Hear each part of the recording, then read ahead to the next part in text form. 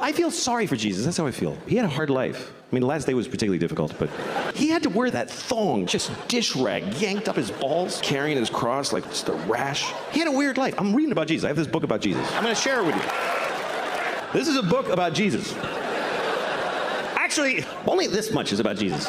Only that, just that part. And the weird part, it's all the same story over and over again. First Matthew tells it, and then Mark is like, dude, that's not what I'm drunk. Here's what happened. Hey, Paul, you weren't even here. Shut up.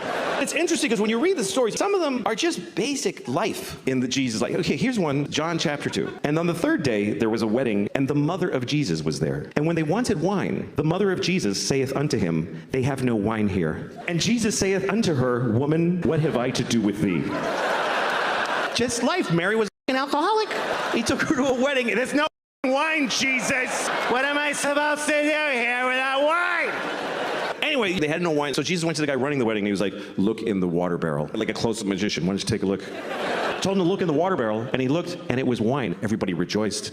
Except the guy running the wedding was probably like, we did need some water. I have a feeling a lot of his miracles were met with mixed, like, oh, thanks. That's great, Jesus. Like Lazarus. Lazarus had been dead for 4 days, and Jesus comes to town, and he says, Lazarus, rise. And Lazarus' wife is like, are you kidding me right now?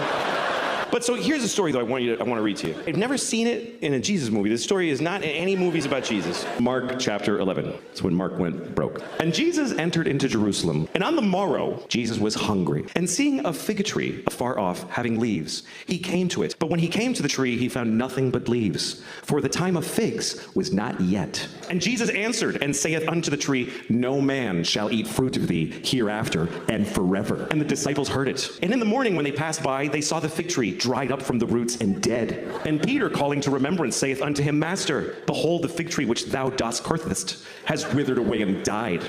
And Jesus answered and saith unto them, have faith in God.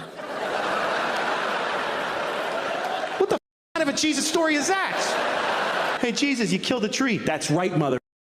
What's the point to this story? What is the moral? Jesus just killed a tree. He was hungry. He was cranky. Big you tree. I can you piece. I wanted a fig. And the tree's like, but the time of figs is not yet. It's just not yet. I need another week. You want fruit out of season? Go to Whole Foods. I didn't do anything. You can't act like that, man. You can't act like that. You walk around acting like that, folks will nail you to a cross. That's what they'll do.